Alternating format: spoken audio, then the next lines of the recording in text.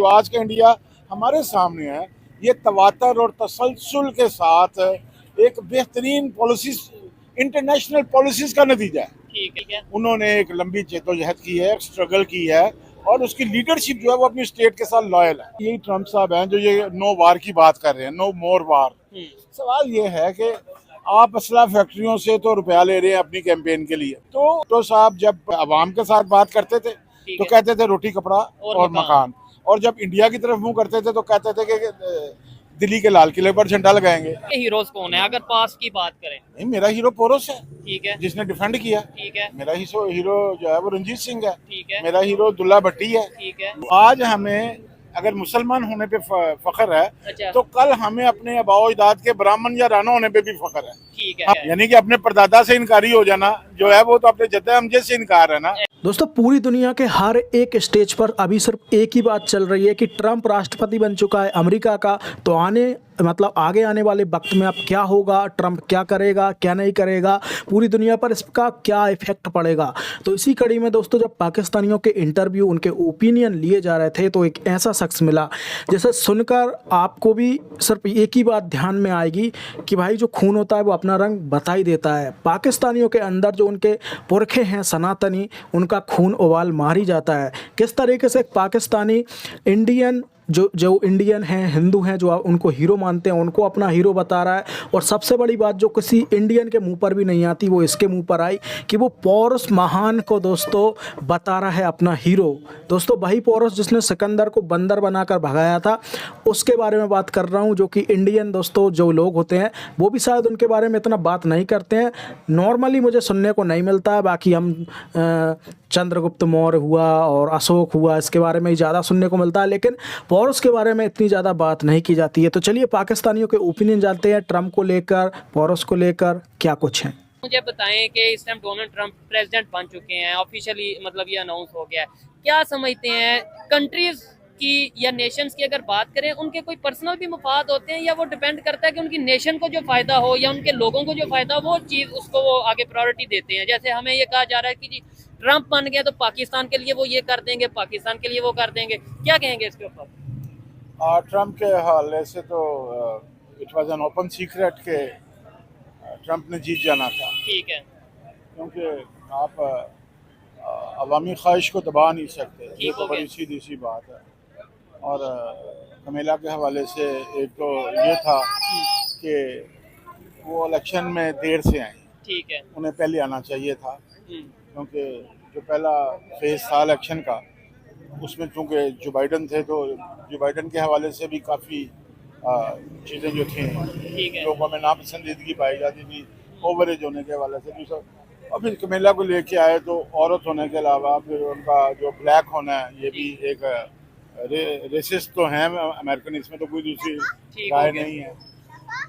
अब जहाँ तक आपने बात की कि अमेरिका के जो प्रेसिडेंट है उनके मुंतखब होने के बाद उनके मफादात, तो देखिए जो रियासतें होती है ना, इनमें दोस्ती जो होती है वो बचपन की दोस्ती की तरह नहीं होती, जो लोगों के दरमियान बचपन की दोस्ती होती है। ठीक है, ये मफादाती रिश्ते होते हैं। ठीक हो गया। और किसी रियासत की दूसरी रियासत के किसी फर्द के साथ ताल्लुक नहीं होता, मतलब इंडिविजुअल के साथ ताल्लुक नहीं है कि इमरान खान साहब से ताल्लुक है, नवाज शरीफ साहब से ताल्लुक है ट्रंप का। वो तो चेयरमैन तहरीक इंसाफ जो है उनकी हमशीरा ने खुद कह दिया है कि ट्रंप हमारा बाप लगता है। हम तो हमारा तो बयानिया ये है कि अमेरिकी गुलामी खत्म करो। हम ये कैसे हालांकि ये बयान इमरान खान को खुद देना चाहिए था जब वो गिरफ्तार हुआ था, और जब वो अमेरिका में उसके लिए इसराइल में उसके लिए कॉलम लिखे जाने शुरू हुए, जब अमेरिका में उसके लिए जो कांग्रेस के पार्लियामेंटेरियन थे उन्होंने जब उसके लिए करारदाद मंजूर की और वो उसके बाद अपने प्रेसिडेंट को खत लिखा, वही खत जो, तो इमरान को उस वक्त कहना चाहिए था कि हम कोई गुलाम थोड़ी हैं। अच्छा, ये उस वक्त का जुमला था, मगर देर आयत दुरुस्त आयत। तो सवाल मैं आपसे जो स्ट्रेट फॉरवर्ड सवाल ये करता हूँ कि ट्रंप ने अपनी एक स्पीच में बोला, उन्होंने बोला कि भाई मैं जब पावर में आऊंगा, अब तो वो आ गए, लेकिन ये स्पीच 2-3 दिन पहले कि पावर में आऊंगा तो बांग्लादेश के हिंदुओं पे जो जुल्म हो रहा है या जो मेरी कंट्री में जो हिंदू कम्युनिटी है उनके ऊपर जो जुल्म हो रहा है उसके ऊपर मैं वर्क करूंगा और इन चीज़ों को मैं बेहतर करने की कोशिश करूंगा। क्या समझते हैं बांग्लादेश के लिए अब ये मुश्किल वक्त स्टार्ट हो गया है? कि मतलब जो ट्रम्प की अगर गवर्नमेंट आ गई है तो बांग्लादेश के लिए कोई टफ टाइम हो गया स्टार्ट? मेरा ज़ाती ख्याल है कि ट्रम्प को बांग्लादेश के हालात का इल्म नहीं है अच्छा, या उसकी तारीख का इल्म नहीं, ठीक है। क्योंकि तकसीम के बावजूद भी 47 में तकसीम के बावजूद भी माइग्रेशन मगरबी पाकिस्तान में हुई, पंजाब में हुई, ठीक है, बंगाल से हिंदू नहीं गया, ठीक है। बंगाल से हिंदू नहीं गया, बांग्लादेश से हिंदू नहीं गया, ठीक है, मशरकी पाकिस्तान से हिंदू नहीं गया, ठीक है। उसने वहीं रहा, वहीं सेटल रहा और इज्जत आबरू के साथ रहा और आज तक रह रहा था नहीं, और लेकिन अब भी रह रहा। मगर ये जो चेंज आई है हाँ, उसके हवाले से मैं ये बात बिल्कुल कर दूं कि जब तब्दीली आती है और जो साबका रजीम होती है जब वो जाती है तो जो नए लोग आते हैं डेफिनेटली उनकी पॉलिसीज थोड़ी सी डिफरेंट होती है। ये जो नए लोग आए हैं ये इस्लामिस्ट भी हैं थोड़े से बांग्लादेश में, ठीक है। तो डेफिनेटली उनकी वजह से वहाँ कुछ ऐसे वाकयात हुए भी हैं, बिल्कुल हमने देखा मंदिर डिमोलिश और ये डिमोलिश किए हैं। मगर मैं ये समझता हूँ कि इस पे इंडिया बांग्लादेशी गवर्नमेंट खुद कंट्रोल कर लेगी, ठीक है, क्योंकि आज का जो बांग्लादेश है ये 1970 का या 1947 का पाकिस्तान नहीं है। ठीक है, आज का बंगाली जो है वैसे तो बस 1757 से पढ़े लिखे लोग हैं, ठीक है, उन्होंने उसी जमाने में जंग प्लासी के बाद ही पढ़ना लिखना शुरू कर दिया था, ईस्ट इंडिया कंपनी की मुलाजमतें कर ली थी, जिसकी वजह से बंगाली इस खिते में सबसे पहले अंग्रेजों के नजदीक हुए। ठीक है, तो आज का जो बंगाली है वो बड़ा बादशाहूर है ठीक है, और वो मजहबी हवाले से इस तरह नहीं सोचता ठीक जिस है। तरह हमारे लेकिन अभी जो नई गवर्नमेंट आई है वहाँ पे आज जैसे आपने definitely। बोला कि वो थोड़ा रिलीजियस पॉइंट ऑफ व्यू से थोड़ा एक्सट्रीम, थोड़ी सी प्रॉब्लम आएगी, ठीक है, बट आई थिंक के वो जो बांग्लादेशी गवर्नमेंट है ठीक है, वो उसे कंट्रोल कर लेगी, क्योंकि रियासत जो है वो मजहबी नहीं है, ठीक है, वो उस तरह मजहबी नहीं है जिस तरह हमारी रियासत मजहबी है। पाकिस्तान हाँ, मतलब और आज का जो इंडिया बना हुआ है ये ज़हन में रखिए, जो आज का इंडिया हमारे सामने है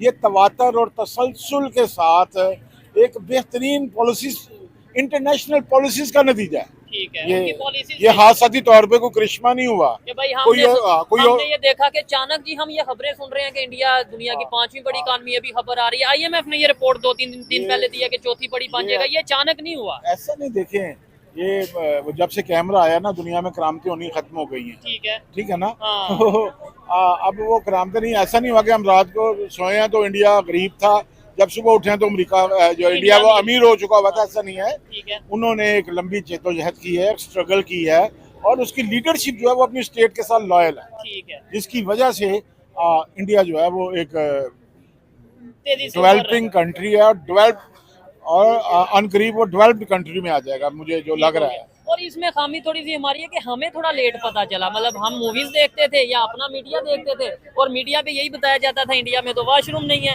इंडिया में तो गुर्बत बहुत ज्यादा है, इंडिया में तो लोग फुटपाथ पे सोते हैं। अब अचानक 5-6 साल से 8-10 साल से सोशल मीडिया आया तो हमें ये पता चलने लग पड़ा जी इंडिया तो आज इस चीज में भी आगे, इंडिया तो टेक्नोलॉजी में भी आगे, इंडिया इंडस्ट्री में भी आगे। क्या समझते हैं आप इसके ऊपर के जो डोनाल्ड ट्रंप, मतलब अगर आम पब्लिक की ओपिनियन ली जाए, डोनाल्ड ट्रंप अगर प्रेसिडेंट बन गए हैं, इंडिया से कैसे रिलेशन होंगे और पाकिस्तान से कैसे रिलेशन होंगे, और पाकिस्तान के पास क्या है ऐसा कि वो US को कुछ डिलीवर कर सके, एक्सपोर्ट कर सके, और इंडिया के पास ऐसा क्या है?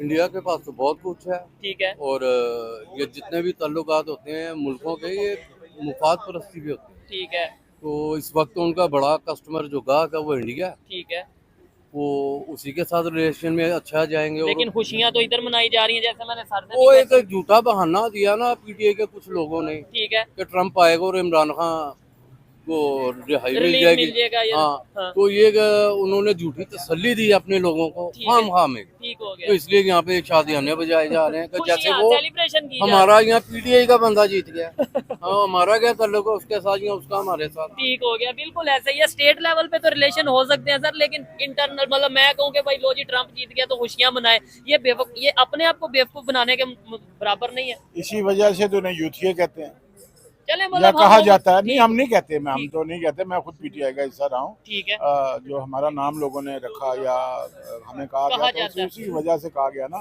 ठीक है, कि हम अपना दिमाग इस्तेमाल ही नहीं करते।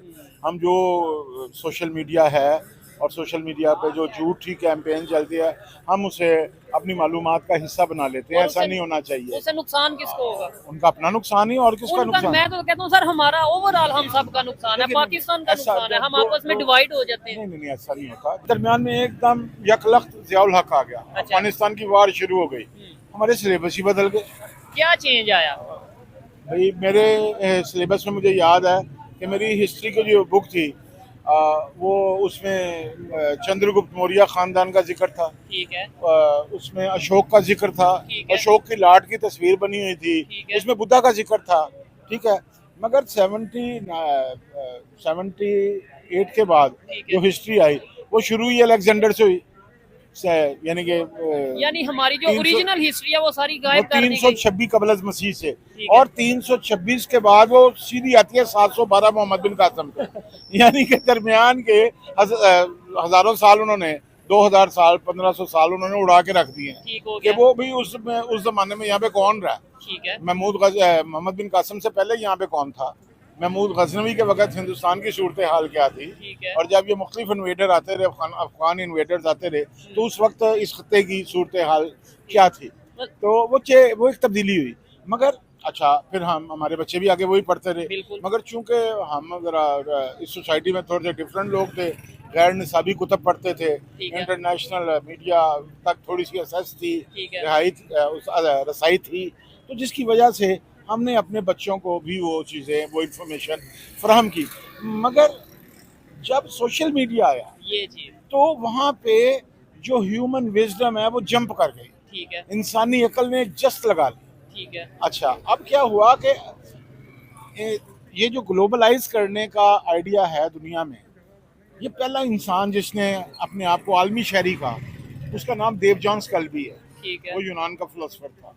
ठीक है।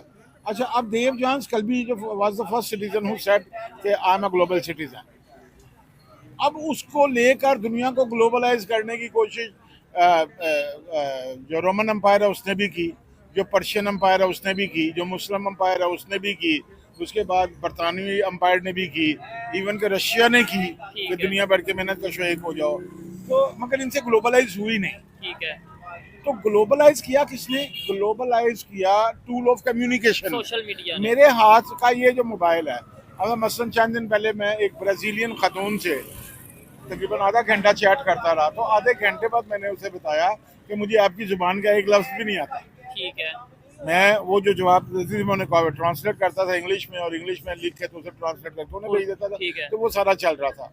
तो आज आप लोगों के साथ झूठ बोलेंगे तो गूगल उनके पास है, एक्सपोज हो जाएंगे। हाँ, एक्सपोज हो जाएंगे आप। आज आपका झूठ चलेगा नहीं। ठीक है। आप एक सच्ची दुनिया की तरफ जा रहे हैं, ठीक है। जहाँ पे सच का राज होगा। जहाँ आज देखिए ना, आप भी देखते हैं सोशल मीडिया पे कि ना सिर्फ पाकिस्तान में बल्कि इंडिया में भी ठीक है। कि बाकायदा मजाक उड़ाया जा रहा है पुराने वाकयात का, बिल्कुल ऐसे ही है। करामतों का। हाँ जी, ये हमारे पीर साहब ने ऐसा कर क्या दिया कर था, दिया? हमारे तो बाबा जी ने ऐसा बाबा जी ने कर दिया था। इवन के इंडिया में, हाँ। तो इंडिया में तो खैर ये बहुत पहले से भी था ना ठीक है। कि हिंदू जो था वो इतना रिजिड नहीं था, ठीक है। इतना रैशनलिस्ट थे, थोड़े से वो प्रोग्रेसिव थे, थोड़े से ठीक है। वो हमसे बेहतर सोचते थे। ठीक है। तो इधर ये प्रॉब्लम थी।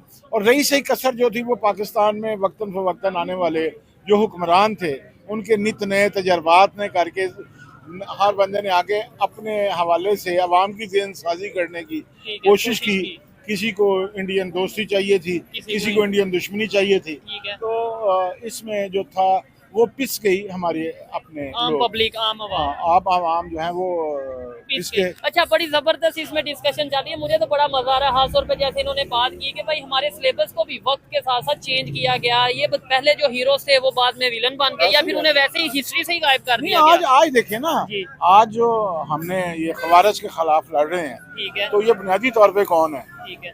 ये हम नहीं। इनके नहीं, इन्हीं के बाप दादा जिनको हम हीरो बना के रखते हैं। ठीक है। उन अफगान इन्वेडर्स को हम हीरो कहते हैं, उन सेंट्रल एशियन को हम हीरो कहते हैं। तो मगर आपके ख्याल से वो हीरो हैं? नहीं, अफगान इन्वेडर्स, अगर हम बात करें किसी की भी जो यहाँ हिंदुस्तान में आए, बरसगीर में आए, क्या वो हीरो हैं? नहीं, मेरे हीरो कैसे हो सकते हैं? ठीक है। मुझे इस मिट्टी ने जन्म दिया है, जबरदस्त। मैं इस मिट्टी में पैदा हुआ। मेरा हीरो जो होगा वो इस मिट्टी से निकलेगा। आपके हीरोज कौन है अगर पास्ट की बात करें? नहीं, मेरा हीरो पोरस है, ठीक है। जिसने डिफेंड किया। ठीक है। मेरा हीरो जो है वो रंजीत सिंह है। ठीक है। मेरा हीरो दुल्ला भट्टी है। ठीक है। मेरा हीरो राय अहमद खान खरा लेने। भगत सिंह की बात करें? भगत सिंह तो को तो आइडियलाइज करते हैं लोग। ठीक है। हमारी नई नस्ल उसे आइडियलाइज करती है। जबरदस्त। और सिर्फ हमारे खिते में नहीं, बल्कि ये तो प्राउड है, भगत सिंह तो प्राउड और प्राइड है जबरदस्त। पूरी दुनिया में पंजाबियों का। क्या बात है। ये देखें इसमें को फिर उधम सिंह है, हाँ ये देखें ना उधम सिंह को जब उसने जनरल डायर को कत्ल किया, ठीक है। उसके बाद हालांकि मैं तो तशद्दुद के खिलाफ हूँ, ठीक है। मगर डेफिनेटली उसका रिवेंज था, उसका गुस्सा था जलियांवाला बाग के हवाले से। तो उसने जब अपना नाम लिखवाया वहाँ, तो अपना नाम लिखवाया राम मोहम्मद सिंह आज़ाद। क्या तो बात है। उन्होंने कहा ये क्या नाम है, उसने कहा जलियांवाला बाग में राम का कत्ल भी हुआ, मोहम्मद का भी हुआ और मुसलमान सिंह का भी हुआ, सिख का भी हुआ। तो मैंने इन तीनों का रिवेंज लिया है। क्या बात तो है। हाँ, यहाँ तो ऐसे लोग पैदा हुए हैं ना। ठीक है। तो लेकिन हमने अपनी बुक्स में उनका इतना जिक्र नहीं किया, हमने कभी था, कभी था मैं मतलब। बता रहा हूँ ना, जब बचपन में मैं सिलेबस पढ़ता था उसमें था। ठीक है। जो मेरे बच्चे हैं उनको नहीं मिला ये सिलेबस, ठीक है। जिसकी वजह से वो डेफिनेटली। अच्छा। तो अब तो सोशल मीडिया पे हम तो वो मेरी बच्ची मुझे कह रही थी पापा मैंने पाव भाजी खानी है, अच्छा। तो मैंने पाव भाजी का नाम ही पहली बार सुना कि ये होती क्या है। ठीक है। तो वो मेरी मिसेज ने मुझे बताया कि ये इंडियन डिश है, तो बड़ी इंडियन famous लोग है। खाया, बहुत फेमस है। और वहाँ तो बुनियादी तौर पे तो कल्चर के हवाले से अगर देखा जाए तो इस मट्टी से कल्चर तो एक ही उभरा ना, दोनों के लिए एक जैसा था। ठीक है। जो बाद में हमने उसे डिनाई कर दिया कि नहीं जी ये हमारा कल्चर नहीं है। मजहब तब्दील करने से जमीन पर हक मलकियत खत्म नहीं होता। ठीक है। मैंने आपको एक बार पहले भी बताया था कि हम ब्राह्मण जाते हैं, अच्छा। ठीक है ना, मजहब चेंज हो गया। मजहब तब्दील कर लिया बुजुर्गों ने। तो बुनियादी तौर पे अब मेरा बेटा छोटा जो है वो खुद ही आर्गन बजा लेता है। ठीक है। तो वो मैंने बड़ा हैरान के मेरे तो फैमिली में किसी ने इस तरह नहीं बजाया, तो ये इसके अंदर ये कहाँ से आया। क्वालिटी? तो वो जेनेटिकली डीएनए जंप कर जाता है। ठीक है। तो वो कहीं कभी ना कोई, तो मुझे म्यूजिक अच्छा लगता है, रंग अच्छे लगते हैं, रक्स अच्छा लगता है, ठीक है। शायरी अच्छी लगती है। तो अच्छा, आज के दौर में वैसे कुछ लोग इस चीज से भी मानने को इनकार करते हैं। लेट्स सपोज कोई आपको या किसी को कह दे कि भाई आप पहले, मतलब लेट्स सपोज मैं कह दूं कि आप पहले हिंदू होते थे, बर्मन होते थे, या कोई भी, तो कहते हैं नहीं जी नहीं हम तो मुसलमान और ये वो, मतलब ये तो अपने आप के साथ झूठ बोलने वाली बात है ना। ये देखें हमारा कौमी शायर इकबाल है, ठीक है। बिल्कुल ठीक है ना। हाँ। तो इकबाल ने तो खुलेआम अपने आप को ब्राह्मणज़ादा लिखा है, अपनी शायरी में लिखा है। ठीक है। तो ये कैसे इनकार कर सकते हैं। ये तो बिल्कुल ऐसे ही है कि क्या जिस तरह हम अपनी तारीख, इस्लामी तारीख से भी इनकार करते हैं। अच्छा। क्या सहाबा कराम जो थे, जो रसूलुल्लाह सल्लल्लाहु अलैहि वसल्लम के साथ थे, जी। क्या वो लोग ये क्लेम कर सकते हैं कि रसूलुल्लाह से पहले भी वो मुसलमान थे? नहीं कर सकते। नहीं कर सकते ना। नहीं कर सकते। तो अगर वो क्लेम नहीं कर सकते तो हम कैसे राणा साहब क्लेम कर सकते हैं कि आप तो हैं ही, आप तो हैं ही। ये तो अच्छा, ये राणा साहब ये है। तो राणा साहब आप तो अगर हमारे अबाव अजदाद गैर मुस्लिम थे तो इस पे कोई अफसोस नहीं है। ठीक है। और आज हमें बहुत बड़ा फख्र है कि हम मुसलमान बिल्कुल ऐसे ही है। मुसलमान लेकिन और हिस्ट्री- डंगे की चोट में है। नहीं वो तो बात ठीक है, लेकिन हिस्ट्री को भी तो। इसलिए राणा साहब ने बात बड़ी खूबसूरत की है। अच्छा, और नाम मगर- अपनी मगर ठीक कास्ट कर दे- राणा साहब रखी है। हाँ वो ठीक है, मगर आज हमें अगर मुसलमान होने पे फख्र है, अच्छा। तो कल हमें अपने आबाओ अजदाद के ब्राह्मण या राणा होने पे भी फख्र है। ठीक है। हम उनसे इनकारी नहीं है। ठीक है। यानी कि अपने परदादा से इनकारी हो जाना जो है वो तो अपने जद्दा हमजे से इनकार है ना। ऐसा ही है। वो तो अपनी वल्दियतों से इनकार है, हाँ, वो और पॉसिबल। ये कोई सोचे तो फिर बात है कि अगर सोचे कि ये लेट तो हमें इंजेक्शन लग गया ना, इंजेक्शन कि लग गया। रियासत मुस्लिम हाँ और हीरो हमारे यहाँ के मुकामी, अब हम जाए किस तरफ। ठीक अब है। मुझे नहीं बताए ना, हमारा इतना बड़ा आलिम दीन है मौलाना तारिक जमील साहब, तो वो जब कह रहे हैं कि वो मैंने चौहान फैमिली से हैं, ठीक है। तो फिर- पृथ्वीराज चौहान। पृथ्वीराज चौहान की वो नस्ल से हैं। ठीक है। तो आप मुझे बताएं कि अगर पृथ्वीराज चौहान के बच्चे आके तारिक जमील बन गए हैं तो फिर सोचने वाली तो बहुत सी बातें ठीक है, हैं ना। बिल्कुल। पाकिस्तानी कौम को और उसके साथ हिंदुस्तान में भी बसने वाले लोगों को, ठीक है। ये इन सब के लिए एक ही पैगाम है। क्या? एक चौधरी साहब को एक खूबसूरत लड़की से मोहब्बत हो गई। जी। अब जो वो लड़की थी वो भी बहुत अमीर ख़ानदान की थी। ठीक है। तो चौधरी साहब ने बहुत कोशिशें की मगर उनकी दाल ना गली। ठीक है। उन्होंने क्या किया, जब किसी तरह भी मामला ना बना तो उन्होंने एक पीर साहब को पकड़ लिया, ठीक है। एक जाली पीर को पकड़ मौलाना लिया, साहब, पीर साहब। पीर साहब को पकड़ लिया। तो उसने कहा जी मैं जो है आपको वजीफ़ा बताऊंगा तो महबूब आपके कदमों में होगा। ठीक है। उसने कहा ठीक है, मगर उसका मैं 10 लाख लूँगा। ठीक है। 10 लाख पैसे लूंगा इसमें। वो चौधरी साहब ने 20 लाख दे दिया। अब पीर साहब को भी पता था कि चौधरी बड़ा बरहम है, अगर वजीफे ने काम ना किया तो ये चौधरी तो मेरा कीमा बना देगा। ठीक है। उसने क्या किया कि उसने अबरानी या सरियानी ज़ुबान का ना कोई लिखा हुआ तहरीर जो थी वो उन्हें दे दी। बहुत मुश्किल थी, वो उसे कहा, और उसे कहा कि सुना, इसे मुझे सुनाना है पहले, फिर मुझसे इजाज़त लेनी है, और फिर मैं इजाज़त दूंगा तो आपने ये वजीफ़ा करना। ठीक है। अब पीर साहब ने सोचा कि कहाँ याद होगा और कहाँ ये आएगा। ठीक है। वो नामुराद, उसका हाफजा बड़ा तेज था चौधरी का, वो याद वो करा। अगले दिन फजर के बाद आ गया। अब पीर साहब की जान निकल गई, ठीक है। अब इजाज़त देने की बारी आई। तो उन्होंने कहा भी देखो, मैंने तुम्हें इसलिए कहा था कि मुझे सुनाना, याद तो तुमने कर लिया, ठीक है। मगर एक बात ज़हन में रखना कि वजीफ़ा शुरू करने से पहले, वजीफ़े के दरमियान में या वजीफ़े के एहतताम पे बंदर का ख्याल ज़हन में नहीं आना चाहिए। ठीक है, तो अब जब बता दिया अब तो आएगा ही अच्छा, आएगा। तो अब हुआ क्या, अब हुआ ये कि वो चौधरी साहब जब वजीफे के लिए बैठे तो वो बंदर ज़हन में आ जाए। ठीक है। अगर थोड़ा सा शुरू भी करें तो फिर बंदर फिर आएगा। बंदर ज़हन में आ जाए। तो पाकिस्तान और इंडिया ये दोनों एक ही मिट्टी के लोग हैं, ठीक है। इन्हें अपने दिमाग से सिर्फ बंदर निकालना है, ठीक हो ठीक गया। है ना, तो सारा वजीफे काम कर जाएंगे, वरना ये जो मर्जी करते रहें ये सिचुएशन बेहतर नहीं होगी। बेहतर नहीं होगी। सो दोस्तों, आपने पाकिस्तानियों के रिएक्शन और उनकी राय सुन ली। अगर आपकी भी कोई राय है तो आप लोग कमेंट कर सकते हो। बाकी इनको लेकर मेरी एक ही राय है कि नेवर एवर ट्रस्ट पाकिस्तानी जिहादीज़। तो अगर आप ट्रस्ट करते हो तो वो आपका मैटर है, आप लोग कमेंट करके बता सकते हो कि इनके रिएक्शन को लेकर आपका क्या कहना है। तो चलिए हम मिलते हैं किसी और वीडियो में, तब तक के लिए जय श्री राम।